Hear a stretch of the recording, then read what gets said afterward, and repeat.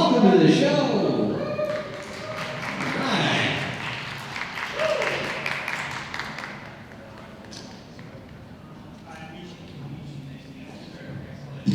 What's going on, guys? Hey guys. Cool.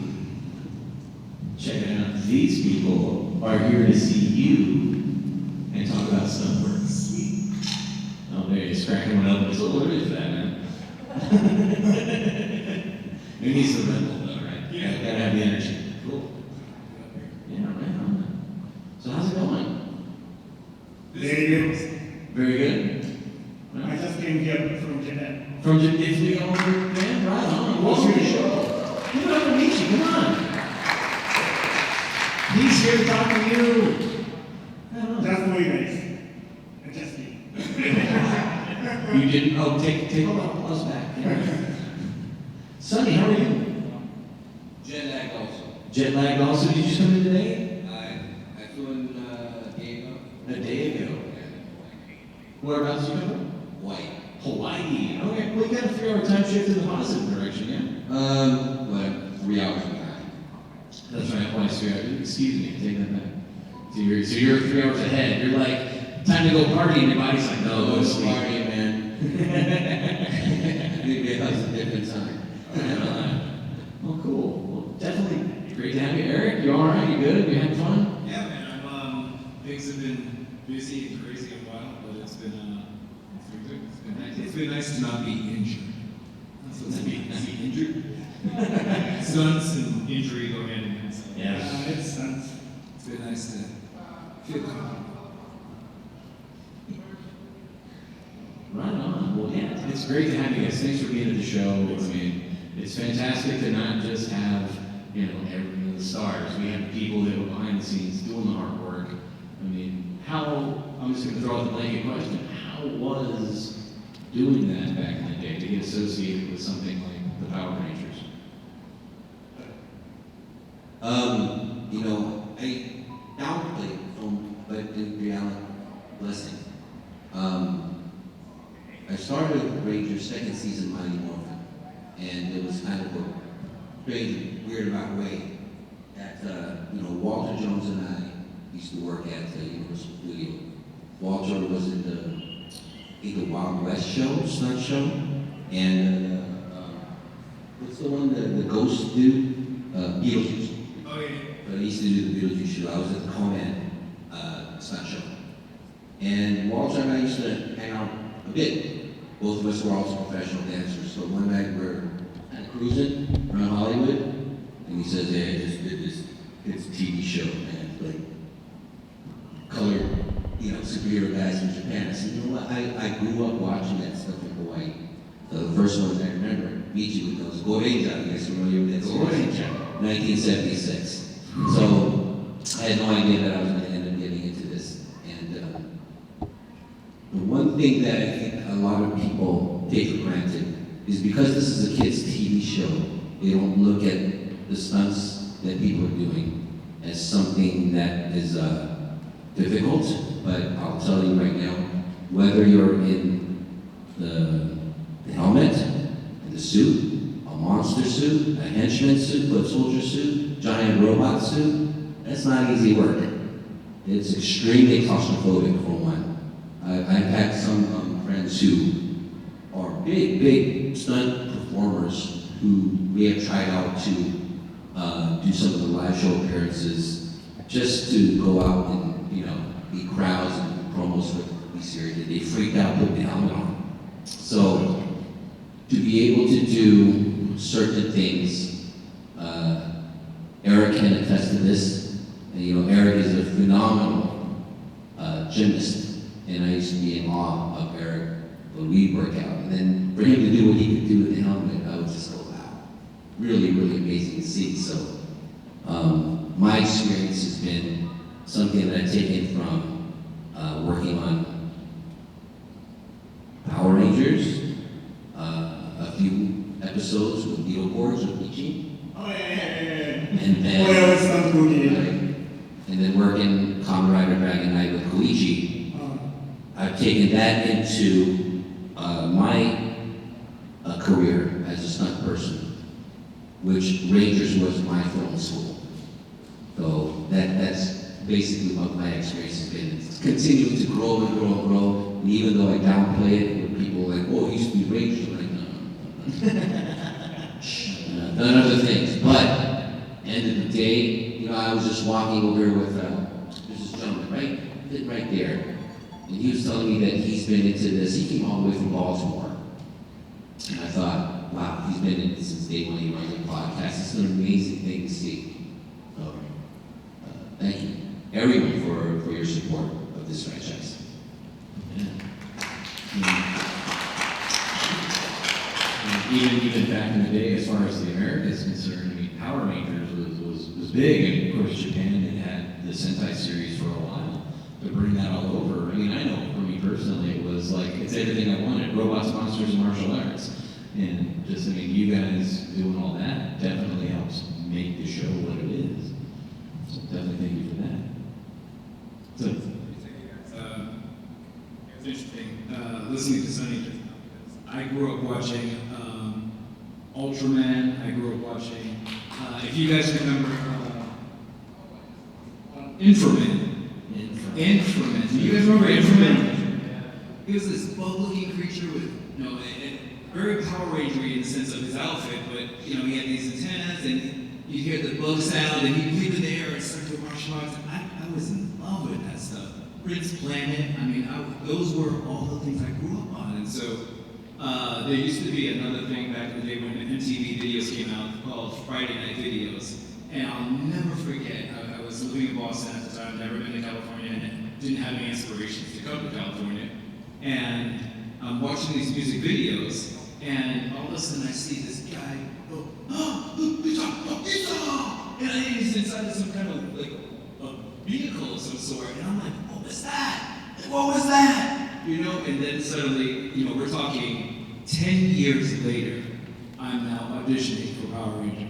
And you know, to look at that footage and realize that was what I saw 10 years ago in Boston on like an MTV music video thing. And so, you know, as Sonny was saying, Power Rangers, that was a lot of work, boy. I've done a lot of projects from Power Rangers to now, and to this day, Power Rangers was this.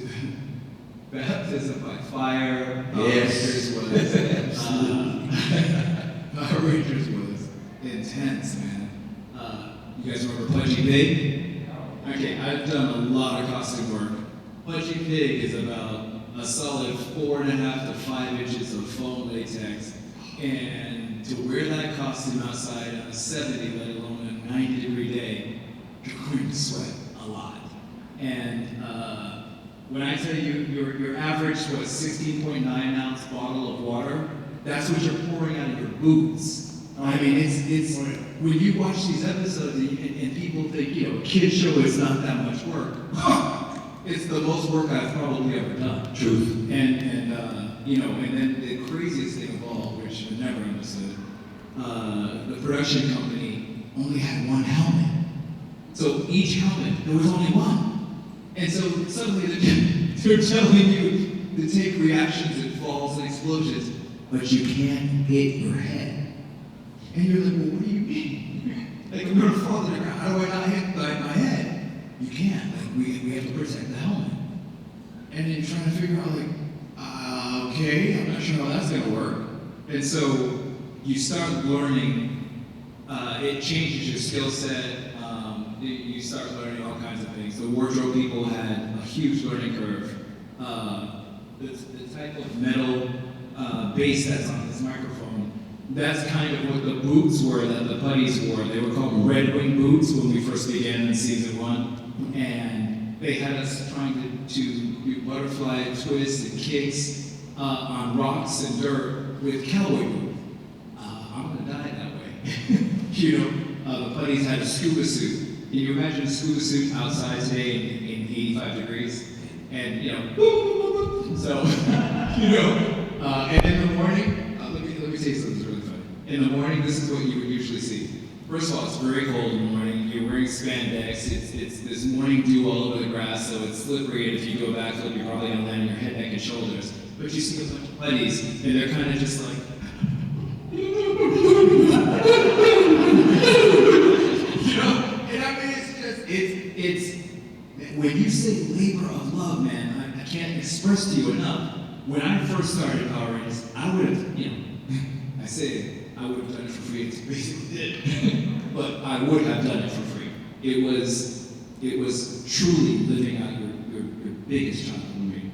But then you started to learn the business behind the art, and then it got a little tough every now and then. But it was film school. You started learning other people's jobs. You started learning about using, lenses and a 5.9 on baby legs, and trying to create the Zord feel, and looking up and kind of creating, how big and massive these Zords were. And I mean, it was awesome, man. It was awesome.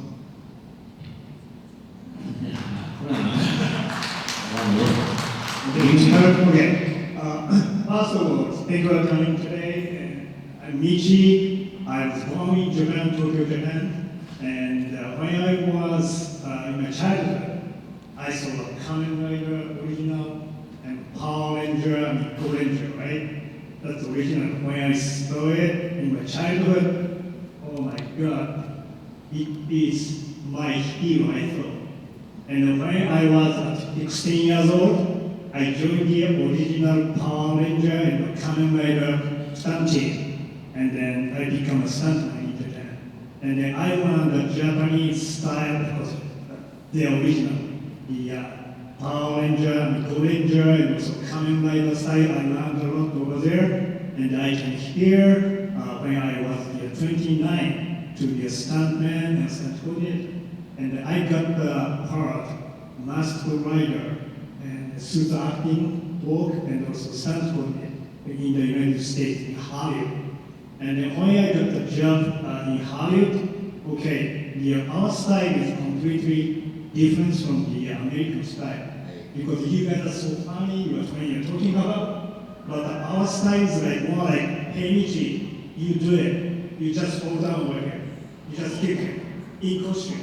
But that's a common sense. We can see it, that's no excuse. Don't say that. We are the stunt actor. That's your job. You do it. You stop. That's our style. That's our style. And then when I came here, but I didn't talk in English at all. Zero. I try to understand American culture and also English. That's the first step for me. But I know the stunts and how to shoot in Japan. That's why I brought us such a method to the Hollywood. And then when I was there, so I was looking for the stuntman or the masked rider. But masked rider style is completely different style from the American style because they wear costume and also they're talking and acting and also the sound of everything is good. So I did the audition a lot, but I couldn't see stuntman matching for the masked rider. That's why I decided to be a stunt coordinator as well as the stuntman in costume. And then when I did, going back to Japan, so when I did stunt work, they are quickly quick and no excuse all the time. We have to always on set, we have to sit down like this, quiet down, and only smoking. But the American side, no smoke. And then we are talking to each other on set, and then the AD said, quiet please. I thought, this is a completely culture difference, I thought. Yeah, but this was fun for me because the American style is more like enjoy the stunts, enjoy the work. Now Japanese style more like learn everything.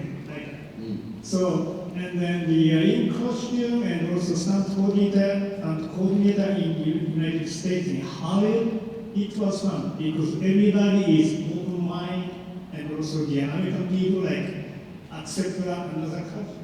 It was great. And then I did the second unit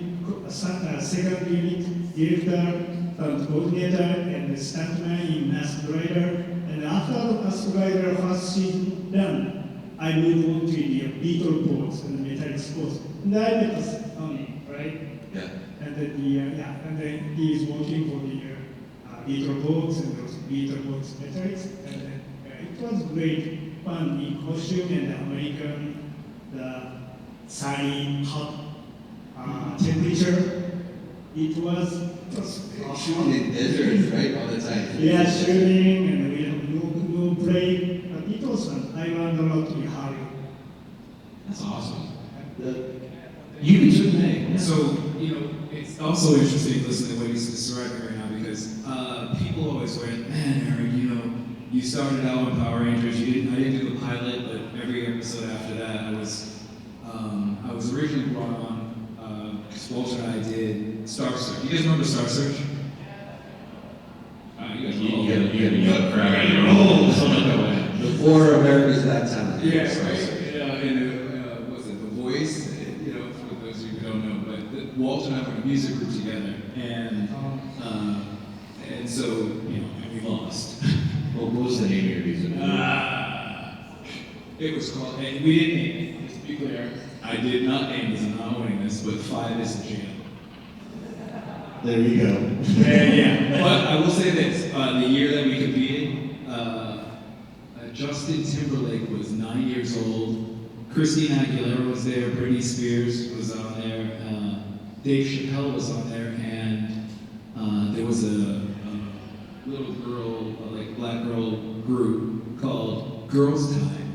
And then later they became Destiny's Child, and it was Beyonce when she was 12 years old.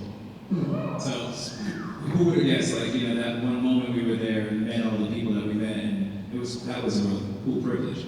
But the Japanese footage is what I say. Every time people are like, oh my God, you're so good. I was just doing my watered down version of the work that these guys put in, because I saw behind the scene footage of stuff that I would never have done. I saw the guys take their ankles, wrap the cable around their ankle, jump, and someone pulled, and they did what looked like 3 full twists before hitting the ground. I will never forget that. I'm like, I will never do that. I saw things that you look at and you go, and then how much did they get paid? And you go, that's it? Are you kidding? Japanese style. These guys, I was shocked in 1993 when Power Rangers aired to find out that it had been on 30 years already. And I'm like, you mean people made they had families? They had grandchildren on this thing? And so I'm like, I will never be that guy. And here we are, folks! I want to tell you though, seriously, I always feel like a little bit of, I don't want to say fraud, but the work that the Japanese Jew Ranger that they put in, it will never, ever top what American, they brought it. They brought it. Everything we did was all about honoring what those guys put in, because they paid their dues for everybody and then some, so. Definitely, you can see the influence of Japanese stunts even in the American industry. Yeah, but even continuing on, so many people that went through Saban different series that it's typical now to hear an American guy do a Seuchi. Oh, Seuchi. It's falling on your back. Basically a forward 3/4 to your back, or a back 3/4.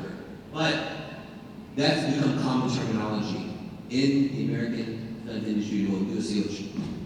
So that's definitely something to be said about what these guys have done.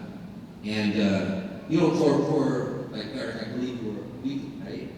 So Eric was on the show. I worked as a daily, meaning that I came in when they needed extra people, which still allowed me to go out and do other things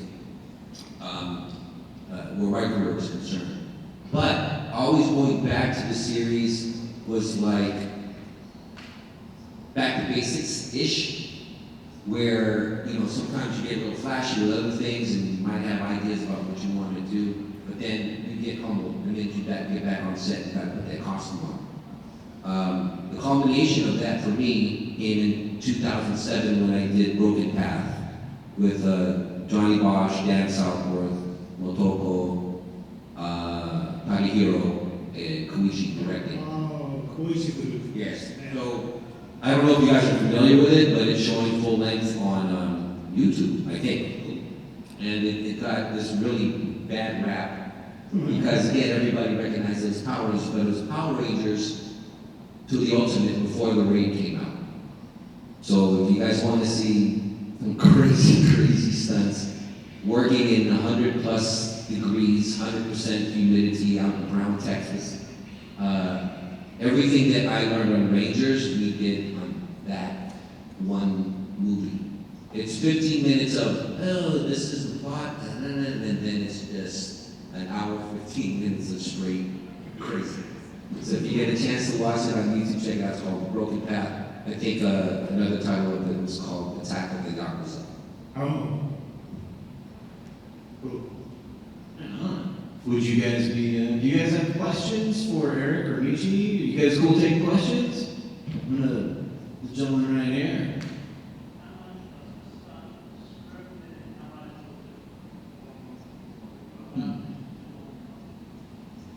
Where you would? It depends on stunt coordinator. Because stunt coordinator is reading a script, right? And the stunt coordinator think of how much I'll express the moves following the script. And then we are thinking of the camera angle and also the storyline with the action. And then the other stunt coordinator have to think of the story and also the camera angle and also screen expression. And then I'm asking, telling the stunt guys, okay, can you do like this, can you do like this? And I'm telling the cameraman, DP, and the director of the photographer, I'm telling him, okay, set up over here, and stunt guy is moving like this, main guy is moving like this, and set up from here, and shooting here, and then stunt guy is go flipping in front of the camera. And then we attach each piece to the view. That's the way. That answer? When I first came on the show, they, it's, how Marvel films always has the prototype costume for the hero, and then the hero eventually gets the nice shiny one, and it was cool and everything. We all go, yeah. So that was where Power Rangers was when I first got started on the show. It was they had just done a pilot with Tadashi Yamashita, and the characters at the time were very rigid. The putties sounded like they were metal.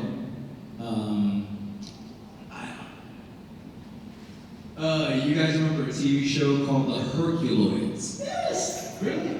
Yeah, you know, that's Hanna-Barbera, Hercules, Space Ghost. Oh yeah, baby. So Bloop and Bleep Yeah. on Hanna-Barbera, because I created the sound of the putties using Bloop and Bleep. And so on Power Rangers, the pilot episode, they just went, and they looked at each other, and if they got hit, it sounded like metal. And I was speaking with Heinz Saban, and I said, what do you think about this? This is a sound that I envisioned based on you describing them as being elastic and like Bloop and Bleep from the Hercules. And so I go, and he goes, oh, I love it. We're looking for a sound. Wow. We're looking for a sound that's not aggressive, that's not going to scare the kids, and so on and so on. He goes, do that again? And I do it, and I'm thinking, I'm making a voiceover out of this. This is awesome. I'm going to be the voice of the buddies. And then I never hear from the guy, and then all of a sudden I hear the show comes out, and I'm like, hey, that's my sound! And so you go, hey, whatever, because again, I was so passionate about it. I'm just, everybody bringing the art to the table, I'm like, yeah, just take it, enjoy it, whatever. But, the choreography was the same. The show was pretty much pretty raw in that sense. When I first started, it was, holy good, every karate name is John Barrett. That was hard, I just pulled out of the archives. John Barrett was the stunt coordinator. He did a movie called American Karate. Anyway, go point is, he brought me on with Walter, and they were like, okay, so we're looking for acrobatics and martial arts, and Dave Yost and Kimberly were already really strong gymnasts, and of course, Austin and Jason were freaking off. Jason on there at the time. But Austin was, just ridiculous. He was perfect. And people don't really understand how intimidating would it be for one of you to come up and do a fight scene with them? That would basically be the idea. Like she came with a blank sheet, and she probably took some martial art classes at a local YMCA. But other than that, she was really that raw. She really had to put in way more work than everyone else, and she did phenomenal. Like, I was so impressed by her. Richard Brandon, who's the late Richard Brandon who passed on, one of the stunt guys for the Putties, from Boston. Richie was strong in wushu.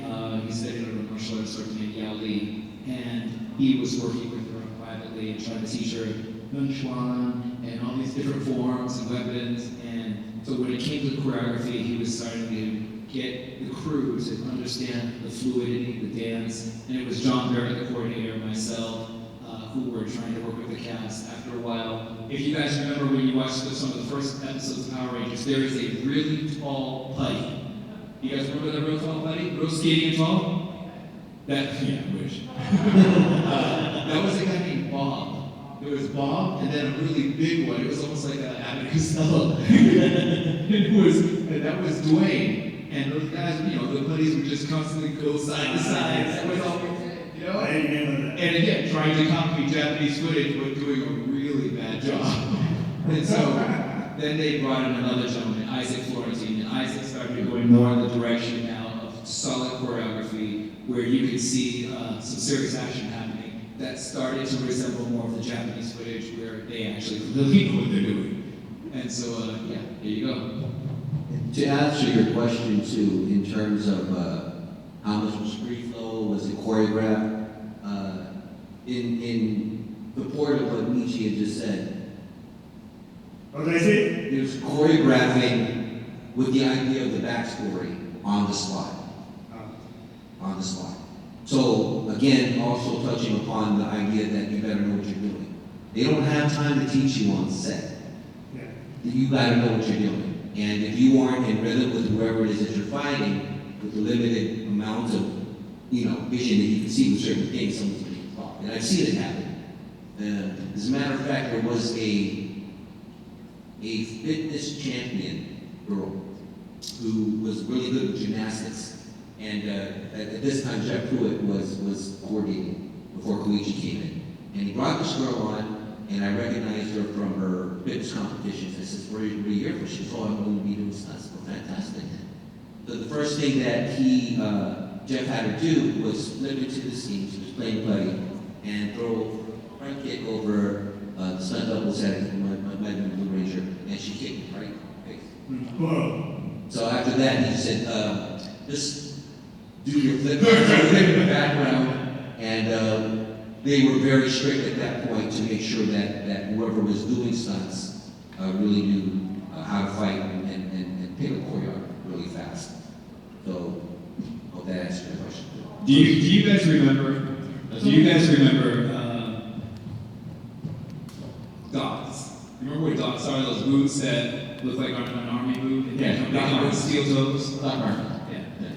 So, Wardrobe had a learning curve too. And so, Wardrobe would put the buddies in cowboy boots on loose gravel, and they would take people who've never done fight scenes, as Sonny's just describing, and put steel toes in the boots. Now, what you don't understand is, if you take your hands like this, and you go like this is all we can see. So when you see a little pink ranger coming at you, wind it up, and you've been sweating in this mask, and it's foggy, and there's not enough holes, and you can't see. When you see putties scared, they were scared. There was a reason to be scared. So a lot of times you'll hear a lot of high-pitched putties, because they're like,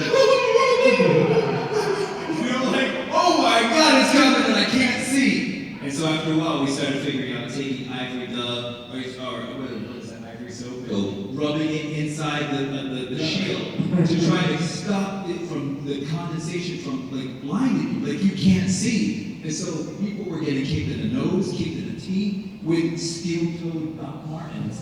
And I'm telling you, like and to this day, when I see pink boots, all I think is Amy all over it, man. Yeah. You just squeeze your knees together and you're like, God. The other side of it is in addition to the vision, so when you put these helmets on, you maybe have at the most half-inch If that. and the helmet's pushing up on your nose and your feet, right? So you gotta also consider that a lot of the costumes that were brought onto the series came from Japan. Right. And a lot of the Japanese guys are smaller than most of the Americans. Yeah. I remember having to do the Halloween episode with Jason, and he was fighting a bunch of monsters. I wore I don't know the name of the costume, but it was a goat. There you go. And it couldn't zip it all the way up, and the head wouldn't go all the way over my head. So I had to hide the whole way.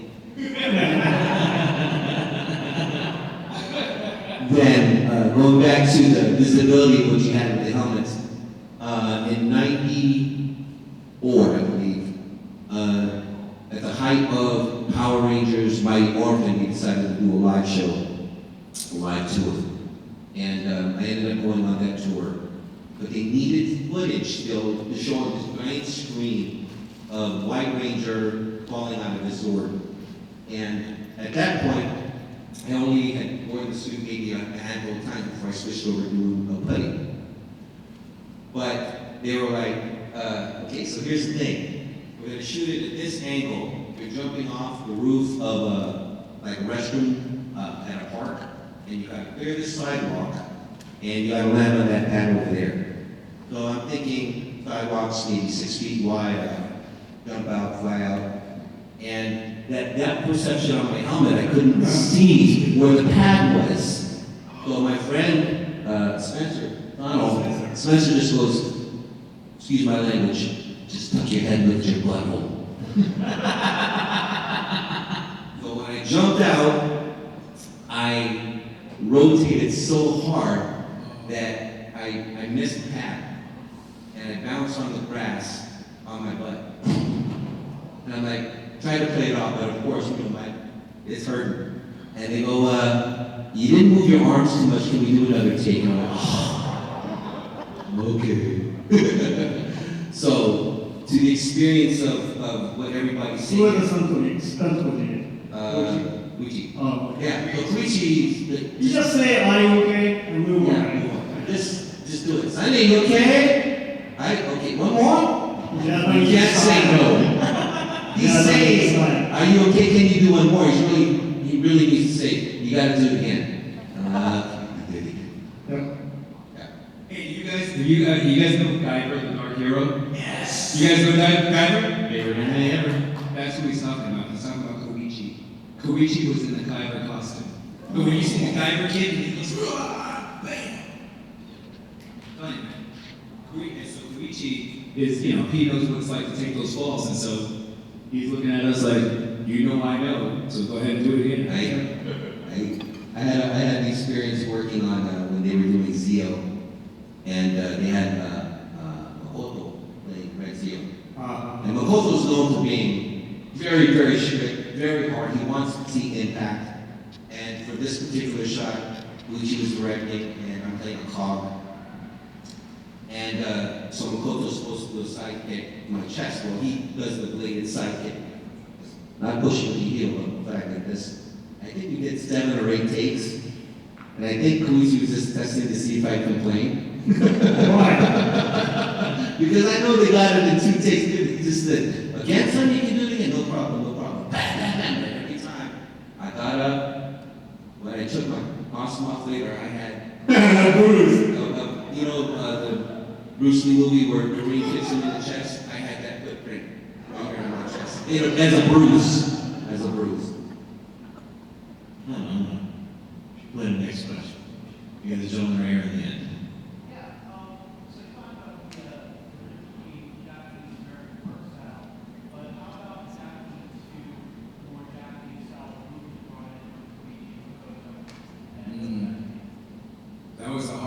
me, that was a really hard transition. I'm a self-taught street tumbler, so I trust my own natural God-given springs. And so to trust a wire was like, and especially a wire that tiny, I wasn't familiar with that. And so that was Jeff Pruitt and Pruitt and Michi actually. They were a team back then. And yeah, that was a super hard transition for me. One of the gentlemen I was talking about who was working with Tweed, Richard Brandon, got on a cable. He took an uppercut, went flipping back once, flipping back a second time. One of the cables broke. He ended up breaking his femur. That was when I was done with wires personally. But that was the style that was being brought, and I realized I am either going to learn this new style or I'm going to be phased out. And I decided at that time that the level of difficulty was definitely getting harder. I shouldn't say difficulty, the level of hazard. In stunts, there's two things. It's not if you get hurt, it's when and how bad. That's it. There's no ifs, ands, or buts. And so I decided that for me, that was getting way too crazy.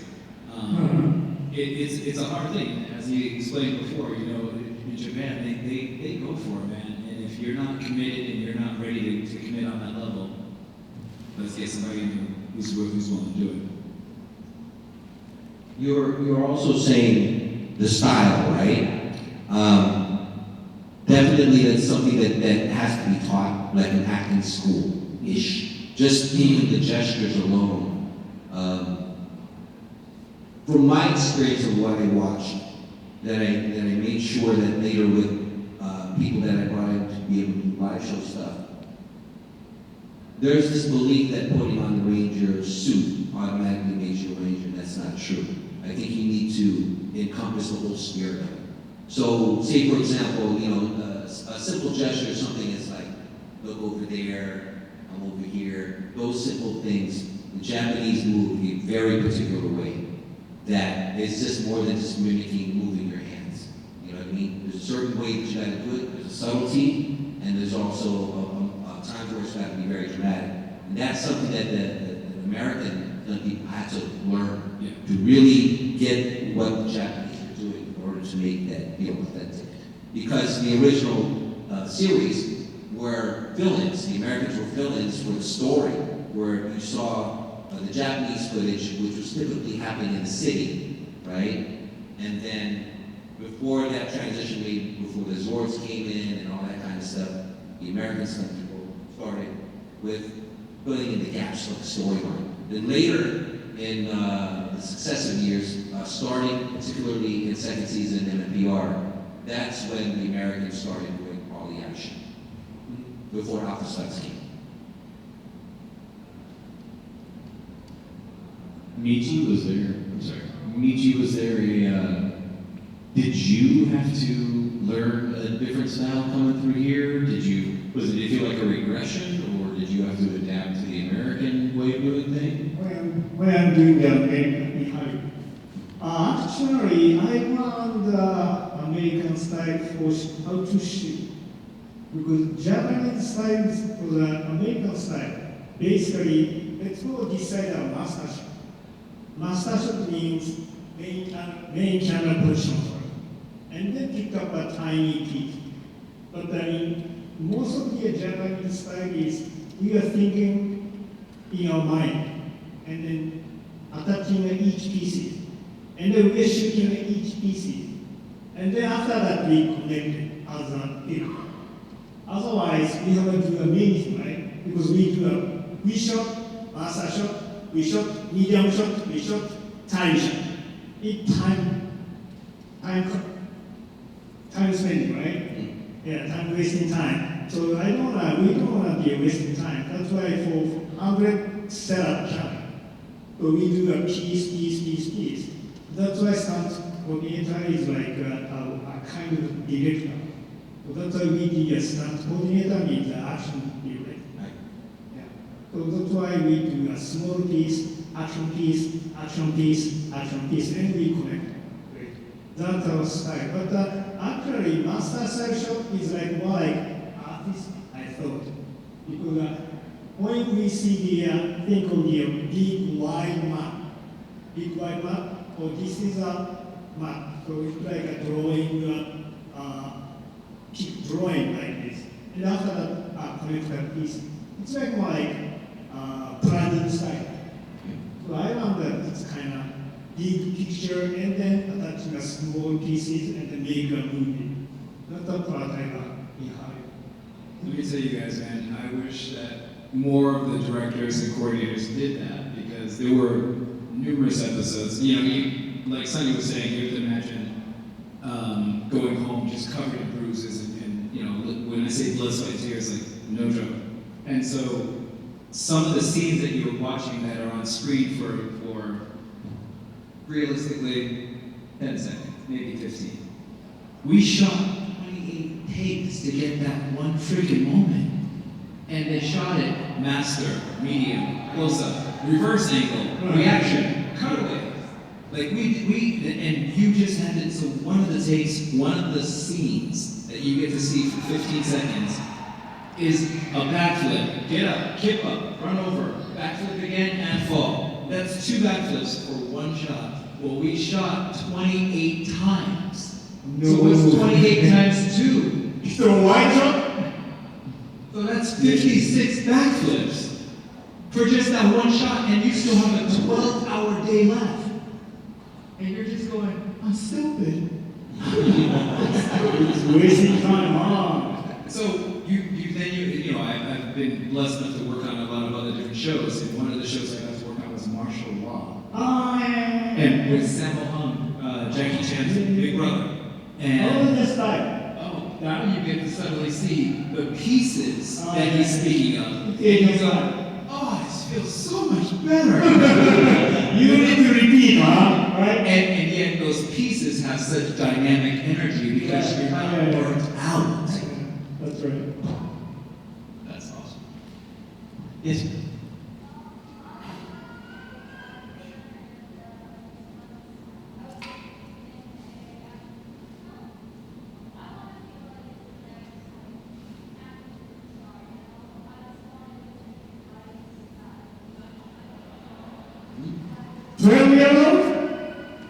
She wants to be the next Cynthia Rothrock. I see. Most of you, huh? Cynthia is a personal friend, so Oh, really? I got a really good way to go back. Yeah, maybe you are the United States. Maybe you are the martial arts first, and also gymnastics. And in addition, acting. Acting is very, very important for the stunts too. Because now the time, they need acting too. So you have to learn first acting first, and then martial arts, and then also the gymnastics, and plus action choreography, action moves. So this is the combined talent for the movie. Oh, I see.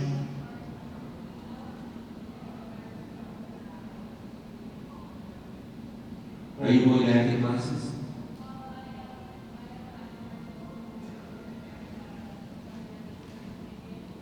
Okay. Okay.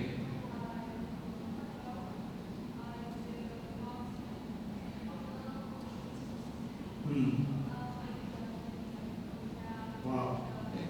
So I'll give you my take on it, right?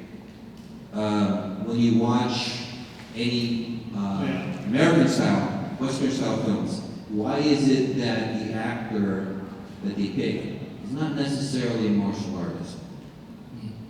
Because it's their acting that they care about more.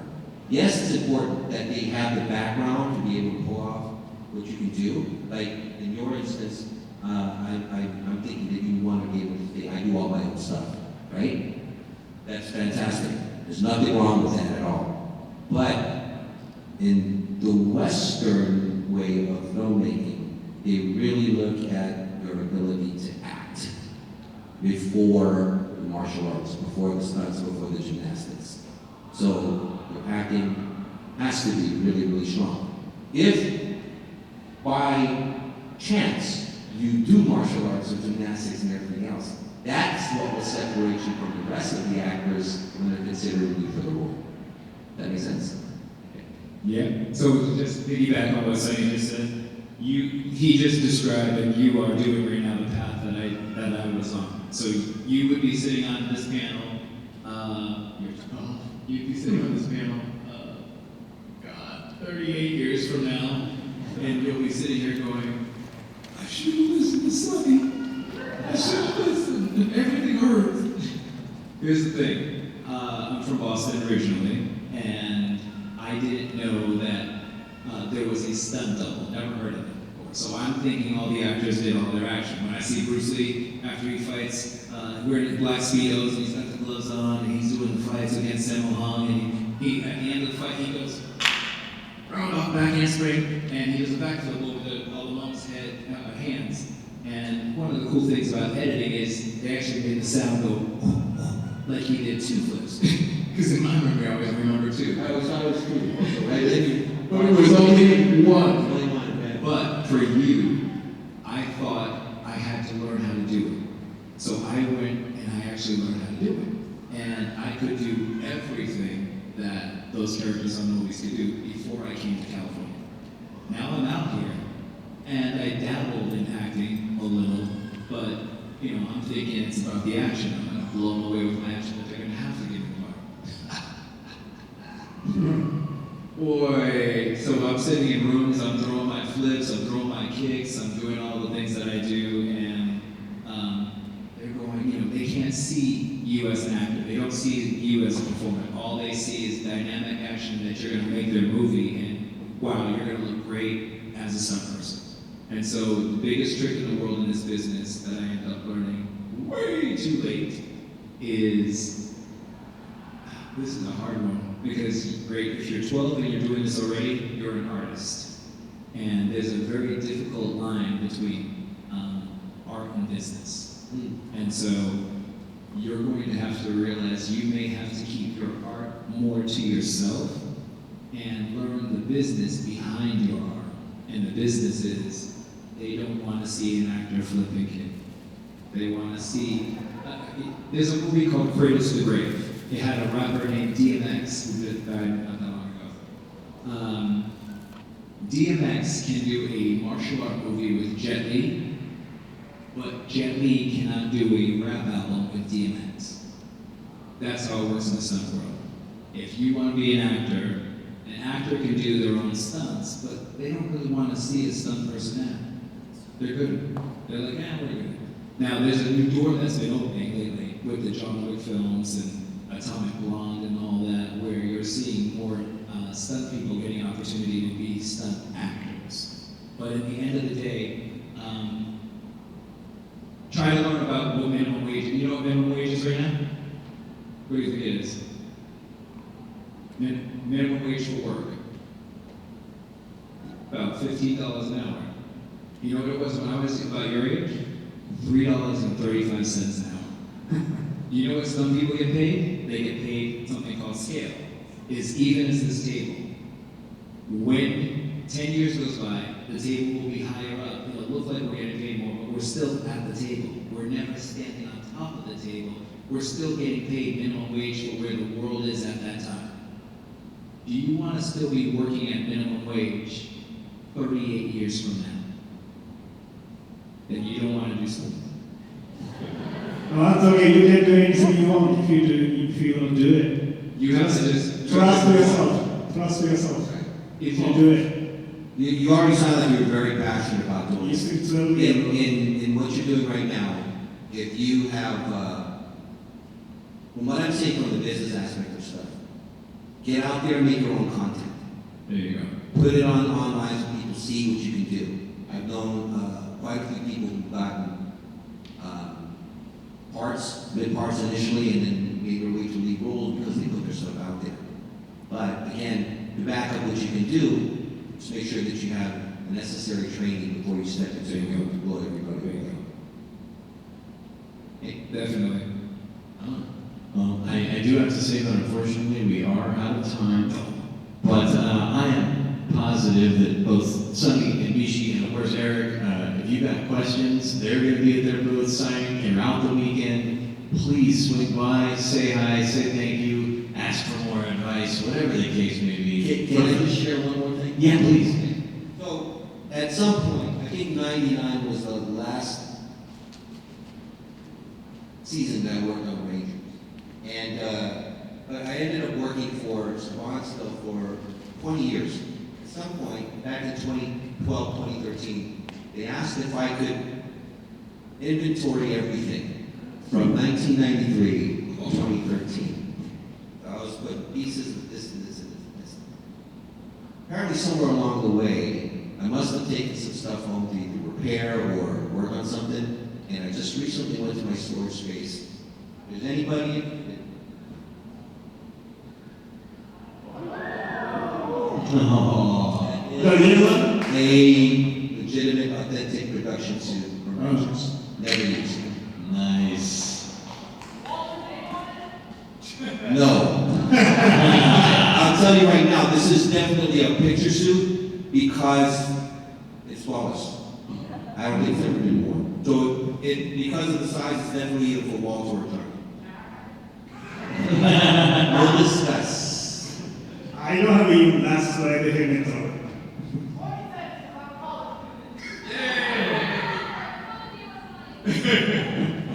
All right, did you steal anything? That's an interesting question that you just asked. Did you guys already just said?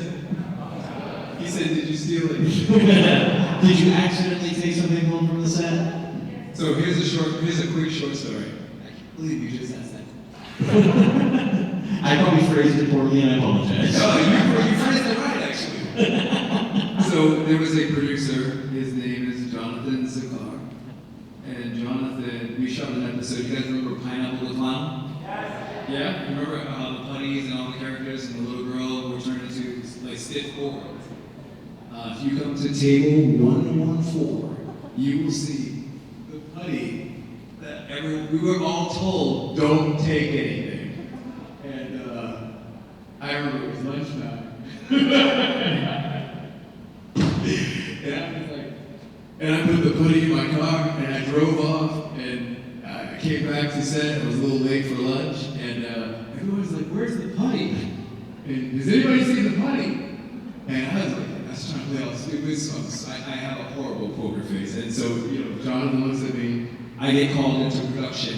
I'm sat down by Jonathan Zakar and Chip. They sit me down and they go, "We know you have it." And I go, "Have what?" "We know you have the putty." I don't have it. And I'm thinking, I'm gonna stick to my game. Like, what are they gonna do? Chip comes up with this freaking brilliant thing where he says, "Look, here's what we're gonna do. We're gonna let you go right now and get fired. Or you can get up right now. Jonathan's gonna go with you, and we're gonna go back to your apartment, and we're gonna see if you have it there." I'm like, "They can't do this." And I finally go, "Fine."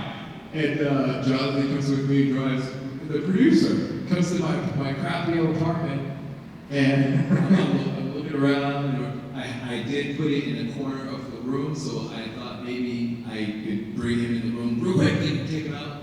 And he went around the side of the bed and saw my putty sitting on the floor. And he looks at me. "Here, come here." Let's go.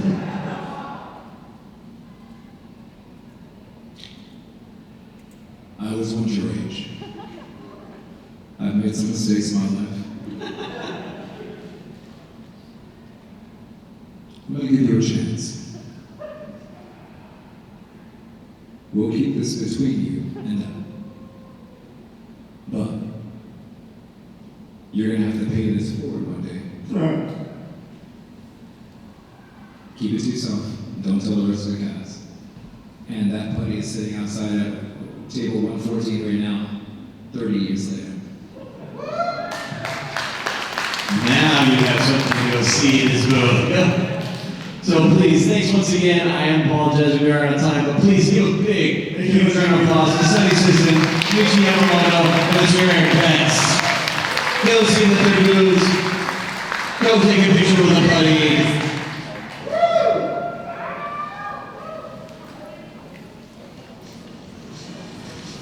Have a good evening, everybody. Thanks for being at the show.